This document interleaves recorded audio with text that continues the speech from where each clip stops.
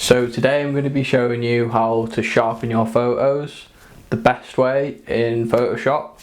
I've tried loads of different methods and for me this is definitely the best way. This really adds something to your pictures and yeah, let's get into it.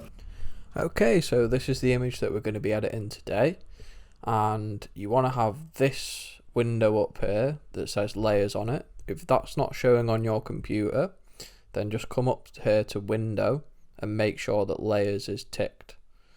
So with that said, there's two ways of doing this. The first way I'm going to show you is a bit more foolproof and it's better if you've got like adjustment layers and stuff like that underneath. This is definitely better to do right at the end of your edit. When you've done everything else, this should be the last thing that you do into your picture. So all you need to do this method is click on a new layer. Also, I forgot to mention, if you hang around till the end of the video, I'm going to show you a really cool technique that you can use with this sharpening method. Anyway, you click on new layer, come up here and you'll have a new layer showing in your panel.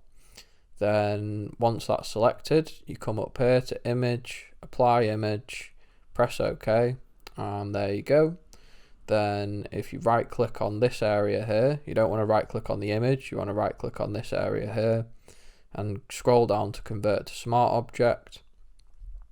So it'll take a little while, it depends on how fast your computer is, and then you'll get this little icon coming up in the corner here.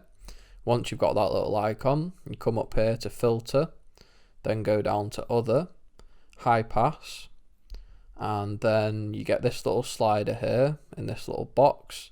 So the more you slide up, the more sharp your image is going to be, and you don't really want to go up to like these kind of numbers here. I mean, unless you're like trying to do something a bit more abstract. Generally I'd tend to keep it between like 0.3 and 2 maximum really. So for this image we'll go for we'll try 1. You want to kind of see the edges start to show a little bit, like you can see here on this grey square that I've got. So if you just hit OK, you're probably thinking, what's he done to this image? It's looking a bit crazy now. All you need to do after you've done this step here is come up here to your blending modes. Make sure that this layer is selected like this, so you don't want to do it on like this layer for example. You want to make sure that this layer is selected. Come to this drop down menu and scroll down to vivid light. So that's the sharpening effect there done for you.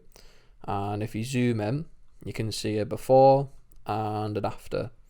It's probably a little bit too sharp this, so that's why we made it into a smart object. It's very easy to change now. So all you need to do is click on this high pass here, double click on it, sorry. Then once this box pops up again, you can now control the sharpness of the image and see the end result. Don't worry about it kind of glitching there like it was. You can just sort of move it around and wait a second for your computer to figure it out. We'll come down to 0.5, I think that's looking pretty good. And then you can see a before and an after. And using this method, the whole image has been sharpened with this. So that's looking really cool. Now I'm going to show you the other way of doing it, so we'll delete that. This is a much quicker way of doing it, and if you use this method you want to make sure that your image is on the layer below. So like I was saying before, if you've got loads of adjustment layers for example open, then doing the first method that I showed you is going to work a lot better. But anyway, for this method, if you're on a PC or a Mac, you want to press Command or Control J depending on which one you're using, and then you're going to get a new layer coming up here. So basically the exact same result as what we did before, but just a lot easier because you're just pressing one button. Then it's the same method as last time, so convert to smart object, we'll wait for that to buffer, come up to filter, high pass, and then press OK. Vivid light blending mode, and now I'm going to show you, like I said at the start, the really cool technique that you can use hand in hand with this method. So to do that, you want to apply a layer mask. So you click on this little icon here, and then this is just going to show up which is your layer mask right next to your layer that you've already got here. The way that layer masks basically work is anything that's white on the layer mask is going to show, and anything that's black on the layer mask isn't going to show. So we're going to make sure that the layer mask is selected like it is now. You don't want to be selecting like the layer itself, for example. Make sure the layer mask is selected with this icon around it, and then press Command or Control I. Now you can see the layer mask gone black, and that means that the whole image isn't being affected by anything that this layer is doing now. So how do we affect a certain area of the image? Say if I wanted to make this tree sharper, for example. Well, first you want to come down to your swatches here. You want to make sure that you've got a white one selected.